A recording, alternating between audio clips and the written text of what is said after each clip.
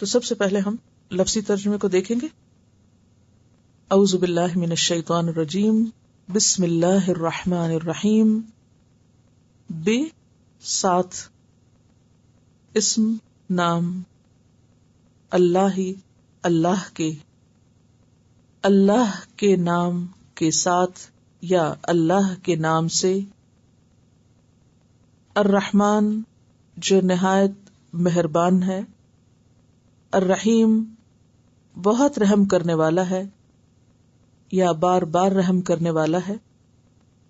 الحمد سب تعریف، للہ اللہ کے لیے ہے، ربی رب، العالمین تمام جہانوں کا، جو تمام جہانوں کا رب ہے، الرحمن نہایت مہربان، الرحیم بہت رحم کرنے والا ہے.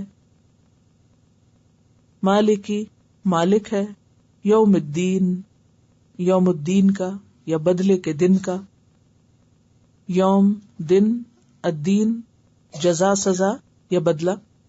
ایاک صرف تیری ہی، نعبدو ہم عبادت کرتے ہیں، و اور ایاک صرف تجھ سے ہی، نستعین ہم مدد چاہتے ہیں یا مدد مانگتے ہیں. اہدنا دکھا ہمیں، الصراط راستہ، المستقیم سیدھا. اہدنا ہمیں ہدایت دے یا ہماری رہنمائی کر، الصراط المستقیم سیدھے راستے کی. صراط راستہ، الذین ان لوگوں کا، انعمت انعام کیا تو نے، علیہم اوپر ان کے، غیری نہ، المغضوبی غضب کیا گیا، علیہم اوپر ان کے، ولا اور نہ، الضالین گمراہ ہونے والوں کے.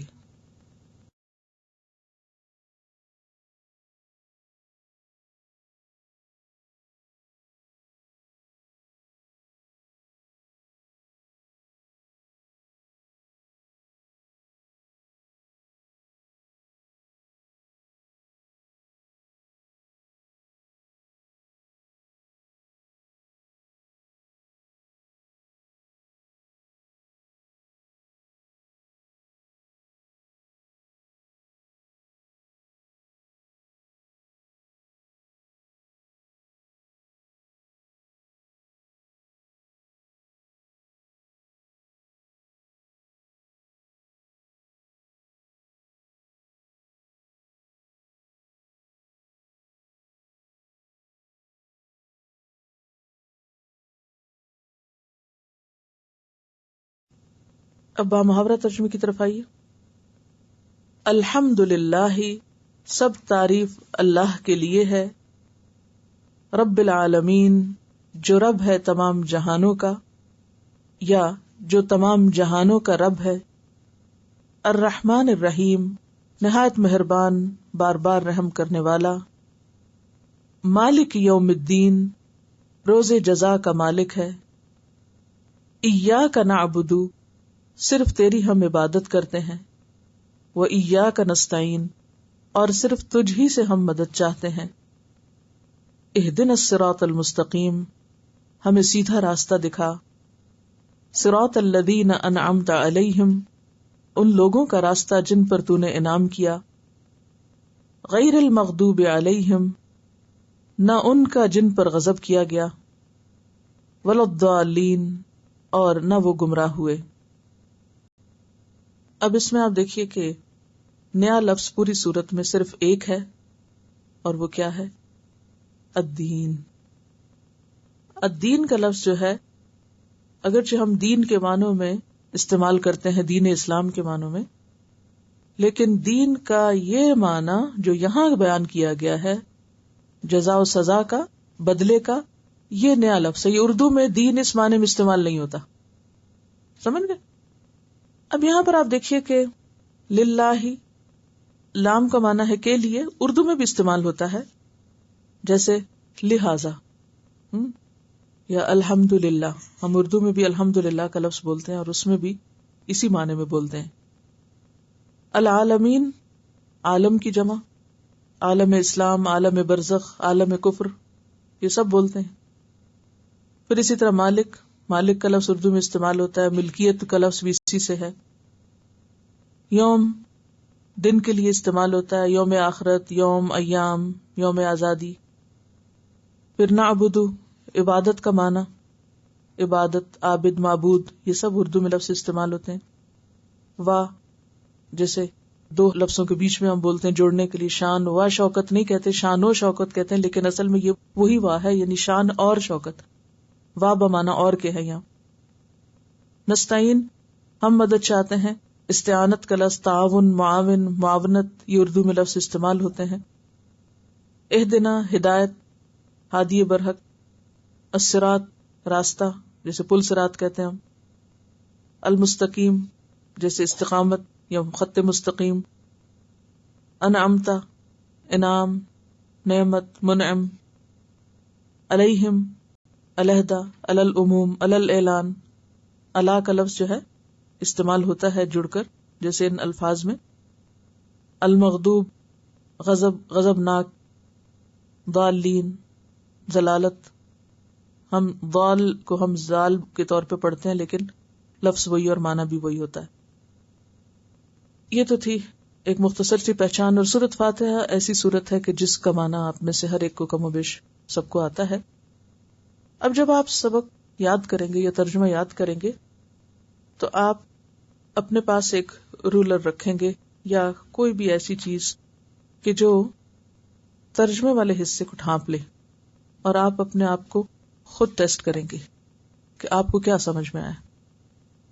پہلے آپ دیکھ کر 2-3 دفعہ پڑھ لیجئے اور اس کے بعد اردو ترجمے کو نیچے سے چھپا کے اپنا امتحان خود لیجئے کہ کتنے % آپ کو آیا، اور پھر انشاءاللہ آپ سے گروپ میں سنا جائے گا. گروپس میں آپ لفظی ترجمہ سنائیں گے. کس طرح؟ بے ساتھ اسم نام اللہ، اللہ کے، الرحمن جو بہت مہربان ہے، الرحیم بار بار رحم کرنے والا ہے. اس طرح آپ کو یاد ہونا چاہیے لفظ لفظ لفظ کا ترجمہ. ٹھیک ہے؟ یوں نہیں آپ سنائیں گے بسم اللہ ساتھ اللہ کے نام کے، رواں نہیں سنانا. آپ کو کس طرح سنانا ہے؟ لفظ لفظ لفظ کا ترجمہ سنانا ہے. جب آپ کو لفظ لفظ آ جائے گا، حرف حرف آ جائے گا، تو جملہ خود ہی جوڑ لیں گے آپ. یا آپ اپنی ہوم ورک ڈائری میں الگ یہ انسٹرکشن لکھ لیں گے کہ آپ کو سنانا کیسے ہے، اور تمام انچارجز بھی غور سے سن رہے کہ انہوں نے سننا کیسے. ٹھیک ہے؟ لفظی ترجمہ ہے نا، اس لیے کیسے سنائیں گے؟ لفظ لفظ. یہ لفظ لفظ لفظ یاد رکھ لیجئے کہ مجھے ہر لفظ کا انڈیویجولی معنی آنا چاہیے. جس کو لفظ آ گئے اس کو جملہ بھی آ جائے گا، اور اگر لفظ ہی نہیں پہچانا گیا تو جملہ کہاں سے پہچانا جائے گا؟ اب یہ نہیں کہ آپ اس طرح رٹنا شروع کر دیں کہ یہ جو اس کے ساتھ مجھے یہ پڑھنا ہے. غور کریں گے کہ اس کا معنی کیا بنتا ہے، پھر سوچ کے پڑھیں گے اور سمپل ٹیکسٹ سے پڑھیں گے. سب لوگ سادہ قرآن پاک اپنے ساتھ لیں. ٹھیک ہے؟ کیوں؟ اس لیے کہ ہمارا گول کیا ہے کہ ہم کسی بھی ترجمے کے بغیر اس طرح دیکھ کے عبارت کو جان سکیں، یعنی پوری کی پوری بغیر نیچے دیکھے ہمیں سمجھ میں آنی چاہیے. اب جیسے آپ دیکھیں نا کہ بے ہے تو آپ خود غور کیجیے کہ بے کا کیا معنی ہے، اسم کا کیا معنی ہے، اللہ کا کیا معنی ہے. اب آپ دیکھیں ایا کا 2 دفعہ آیا ہے، اسی طرح علیہم کا ہم 2 دفعہ آیا ہے. اللہ زینہ یہاں آیا ہے، پھر آگے بھی آپ دیکھیں گے اگلے سبق میں بھی اللہ زینہ دوبارہ آ رہا ہے. یعنی اللہ زینہ ان لفظوں میں سے جو قرآن پاک میں بہت زیادہ ریپیٹ ہوا ہے. ہم کا بھی لفظ، نا کا بھی لفظ، ایا کا بھی. عالمین میں آپ دیکھیے کہ یہ نون کی وجہ سے جمع ہوا، ورنہ اگر یہ نون ہٹا دیں تو کیا بنے گا؟ عالم. عالم سنگولر ہے تو یہ نون جمع کی علامت ہے، عالمین ہونے کی وجہ سے تمام جہان ہو گئے. اسی طرح نعبدو میں آپ دیکھیے کہ نون کا مطلب ہم ہے، باقی عین بے دال جو ہے عبادت کے معنوں میں ہے، ہم عبادت کرتے ہیں. ٹھیک ہے؟ پھر اسی طرح اہدنا میں بھی نون الف نا ہے، نا کا معنی یہاں پر ہمیں ہوگا. پھر اسی طرح الذین بہت دفعہ ریپیٹ ہوتا ہے، وہ لوگ، ان لوگوں کا کے معنوں میں. پھر انعمتا اگر آپ تا کو ہٹا دیں تو انعم آپ دیکھیں کہ نعمت کے معنی میں آپ اکثر استعمال کرتے ہیں. تا کا مطلب تو ہے، نا کا مطلب ہم ہے، تو تا کا مطلب تم ہے. پھر علیہم ہے، غیری المغضوب علیہم و اور لا نہیں الضالین جو سب گمراہ ہوئے. تو ہوپفلی اس پہ تھوڑا سا ٹائم آپ کو لگانا پڑے گا، لیکن کہوں گی میں یہی کہ غور و فکر سیکھیں، خود معنی نکالنا سیکھیں اور چیزوں کو اپنے عقل سے جاننا سیکھیں. جو لکھا ہوا ہے اس پر ڈپینڈ کم کریں، اپنے حافظے پہ کریں، اپنی کریکشن کریں، اپنے آپ کو خود درست کریں اس میں. ٹھیک ہے. اچھا، گروپ میں سنانے کے لیے آپ سادہ قرآن ساتھ رکھیے. آپ کی چوائس ہے، آپ چاہیں اردو میں سنائیں، آپ چاہیں انگریزی میں سنائیں، لیکن انگلش والے انگلش گروپ میں ہی پھر بیٹھیں گے. جو لوگ اردو گروپ جوائن کیے ہوئے ہیں وہ اردو میں ہی ترجمہ سنائیں گے، جو انگلش گروپ جوائن کیے ہوئے ہیں وہ انگلش میں سنائیں گے. ٹھیک ہے، کیونکہ ہماری پرائمری لینگویج یہاں اردو ہے تو اس لیے انسٹرکشن ساری اردو میں ہوگی، مگر ہمت کی داد دیتی ہوں ان لوگوں کی جو انگریزی میں یاد کریں گے اور لکھیں گے. پچھلے 10 سال سے الحمدللہ ایسی بہت سی مثالیں موجود ہیں، حتیٰ کہ ہماری ایک بچی آذربائیجان سے آئی تھی، نہ انگلش آتی تھی، نہ عربی آتی تھی، نہ اردو آتی تھی. قرآن ایسا معجزہ ہے کہ تھوڑے ہی عرصے میں اس نے پہلے تھوڑی سی انگلش کی شد بد کی، پھر اس کے بعد عربی پڑھنا شروع کیا، کچھ اردو بھی ساتھیوں سے ہاسٹل میں رہتی تھی سیکھ لی. اور مجھے یاد ہے کہ پہلے دن کی کلاس تھی تو میں نے اس کو بٹھا دیا ایک اپنے اسٹوڈنٹ کے ساتھ جو اس سے پچھلے بیچ سے انگلش میں کر چکی تھی. تو میں نے کہا کہ آپ لکھو اور یہ ساتھ بیٹھ کے صرف تمہارا لکھا ہوا پڑھتی جائے.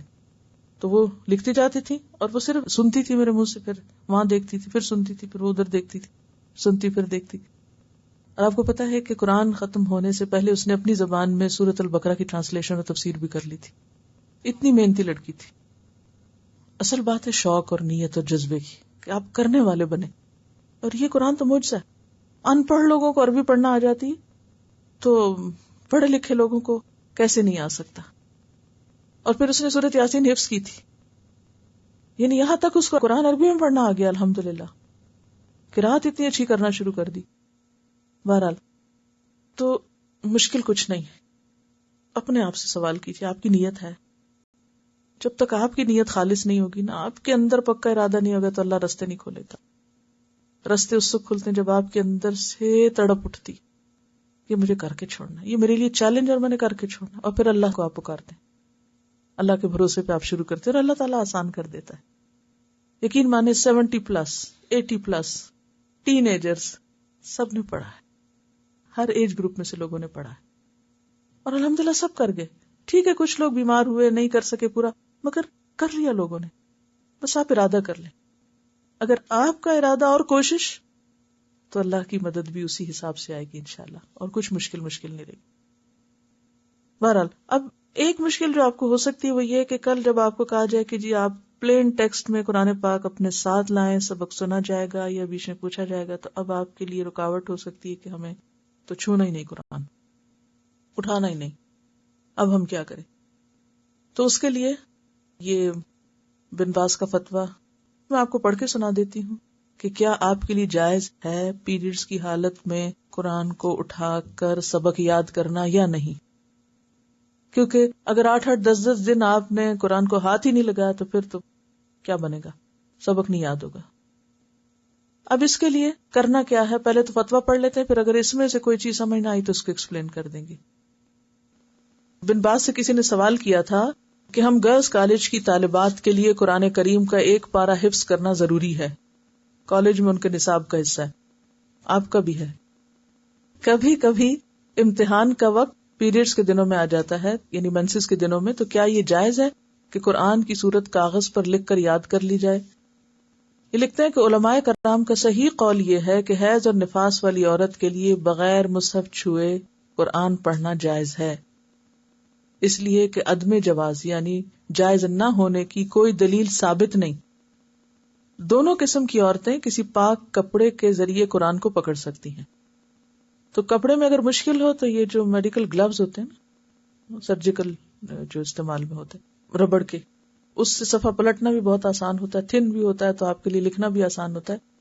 تو آپ کلاس میں بھی رائٹ ہینڈ پر اس کو آپ پہن کے لکھ سکتے ہیں اگر کوئی حرف نیچے بھی آ گیا لکھا ہوا یا کچھ.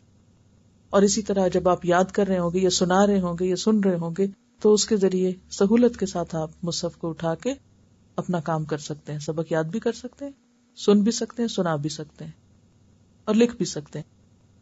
مصحف قرآن کو کہتے ہیں. یعنی ڈائریکٹ آپ کا ہاتھ عربی ٹیکسٹ کو نہیں چھونا چاہیے, بیچ میں کپڑا ہو یا ٹیشو پیپر ہو یا گلوز ہو یا کچھ بھی. تو کپڑے کے گلوز یا اور گلوز وغیرہ جو ہوتے ہیں وہ مشکل کرتے ہیں. سب سے آسان گلوز جو ہیں وہ یہ باریک قسم کا جو ربڑ کا گلو ہے وہ بہتر ہے. اس طرح کاغذ پر لکھ کر ضرورت کے وقت اس کی مدد سے پڑھا جا سکتا ہے. البتہ جنبی قرآن نہیں پڑھے گا, یعنی حالت جنابت میں نہیں, یہاں تک کہ غسل کر لیں, اس لیے کہ صحیح حدیث عدم جواز پر دلالت کرتی ہے. حائضہ اور نفاس والی عورتوں کو جنبی پر قیاس نہیں کیا جا سکتا, دونوں حالتیں فرق ہیں, اس لیے کہ ان کی مدت طویل ہوتی ہے. لیکن جنبی تو جنابت کے سبب سے فارغ ہوتے ہی فوراً غسل کر سکتا ہے.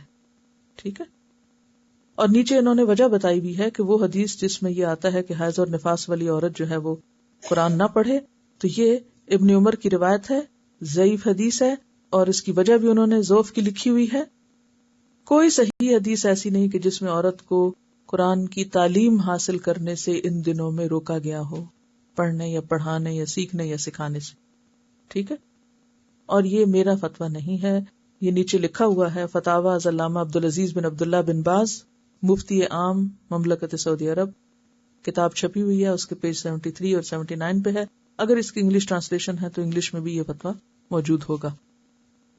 تو یہ اپنے پاس رکھیے, جب کوئی اعتراض کرے آپ پر تو آپ یہ بتا دیجئے. ٹھیک ہے. اور اپنے آپ کو بھی اطمینان سے سیکھنے سکھانے کے عمل میں مصروف رکھیے. اچھا, یہ ہمارے انٹرنیٹ کی سائٹ پر بھی موجود ہے فتویٰ حالت حیض میں تلاوت قرآن پاک. ٹھیک ہے.